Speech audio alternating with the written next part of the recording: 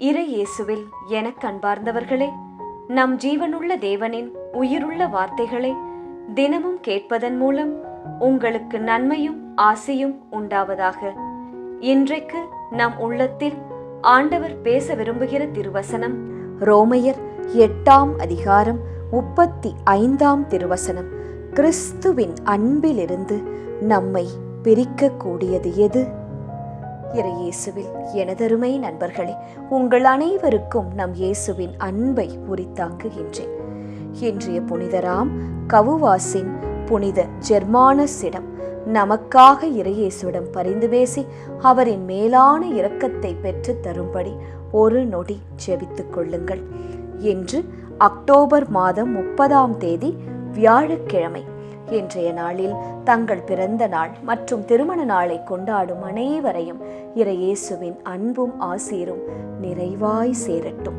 தங்களுக்கு பிரியமானவர்களை இழந்து தவிக்கும் நண்பர்களையும் இறையேசுவின் வியாகுல மரியின் ஆறுதல் தாங்க வேண்டுமாய் ஜெபிக்கின்றேன். இன்று இயேசுவிடம் ஜெபித்தீர்களா? இயேசுவின் அன்பு ஒரு ஆழமான கடல் போன்றது. மனிதர்கள் நம்மை புரிந்து கொள்ளாமல் விட்டு விலகலாம், ஆனால் கடவுள் இயேசு அவரின் அன்பு ஒரு நாளும் விலகாது.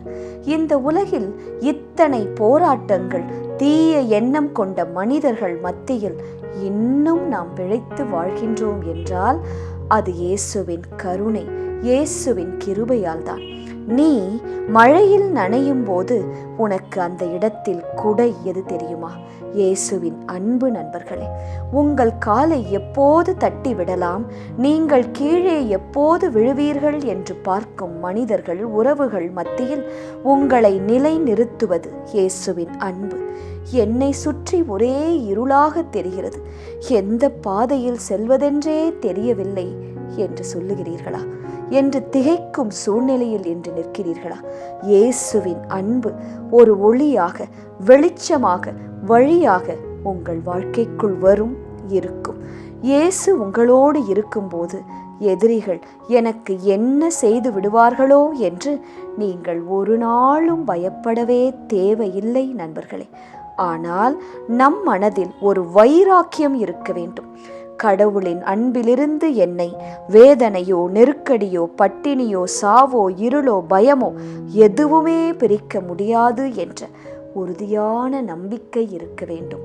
நம்முள் அது வேண்டும். அது ஒன்று போதும். சாவின் இருள் சூழ் பள்ளத்தாக்கோ, சிங்கக் கொகையோ, சுட்டெரிக்கும் நெருப்போ உங்களை எதுவும் செய்ய முடியாது. நீங்கள் முன்னேறி சென்று கொண்டே இருப்பீர்கள். அனுதினமும் இயேசுவை தேடுவதை, அவரிடம் ஜெபிப்பதை, ஜெபமாலைகளை செய்வதை மட்டும் விட்டுவிடாதீர்கள். அதுதான் நமக்கு பலம் தரும் மருந்து. சரி, இன்றைய நற்செய்தியில் இயேசுவிடம் சிலர், இங்கிருந்து போய்விடும் இயேசுவே, ஏனெனில் ஏரோது உம்மை கொல்ல வேண்டும் என்றிருக்கின்றான் என்று கூறுகிறார்கள். அதற்கு இயேசு, எருசலேமே, இறைவாக்கினரை கொல்லும் நகரே, கோழி தன் குஞ்சுகளை தன் இறக்கைக்குள் கூட்டி சேர்ப்பது போல எத்தனையோ முறை நான் விரும்பினேன், உனக்கு விருப்பமில்லை. எருசலேமே, உன்னை பாதுகாக்க வேண்டும் என்று நான் விரும்பினேன், ஆனால் உனக்கு விருப்பமில்லை. என்னை வெளியே போ என்று கூறுகிறீர்கள் என்று இயேசு பதில் கூறுகிறார். இதே தவறை நாமும் செய்துவிடக்கூடாது. அன்று எருசலேம் மக்கள் தவறிழைத்தனர். இயேசுவை வெளியே போ என்று கூறி தங்கள் பாதுகாப்பை இழந்துவிட்டனர். நாமும் என்று அதையேதான் செய்கிறோம். இயேசுவோடு நாம் இணைந்திருக்கும் வரைதான் நமக்கு பாதுகாப்பு. ஆண்டவரின் பெயரால் தான் நமக்கு ஆசி. அவர் நம்மிடம் இருந்து எடுக்கப்பட்டு விட்டால் நம்மை வீழ்த்த துடிக்கும் குள்ளநரி கூட்டம், கள்ளப்பராந்து கூட்டத்திற்கு முன் தோற்றுதான் நிற்போம். கவனமாயிருக்க வேண்டும். சுவாசிக்க மறந்தால் நம் உயிர் போகும். அதுபோல இயேசுவிடம் ஜெபிக்க, இயேசுவை நேசிக்க, தாய் மரியிடம் ஜெபிக்க நாம் மறந்தால் வீழ்ந்து போவோம். நம் பலம் இயேசு என்ற நாமம்தான். இன்றைய திருப்பாடல் வழி ஜெபிக்கலாமா?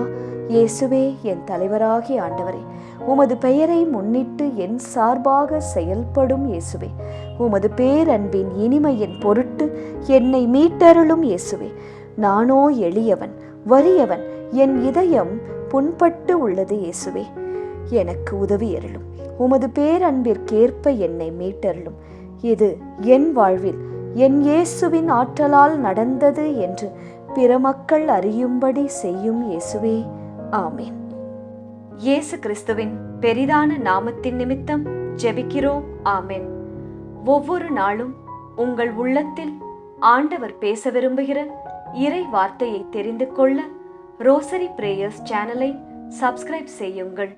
மேலும் உங்கள் நண்பர்கள் மற்றும் உறவினர்களுடன் ஷேர் செய்யுங்கள். நன்றி.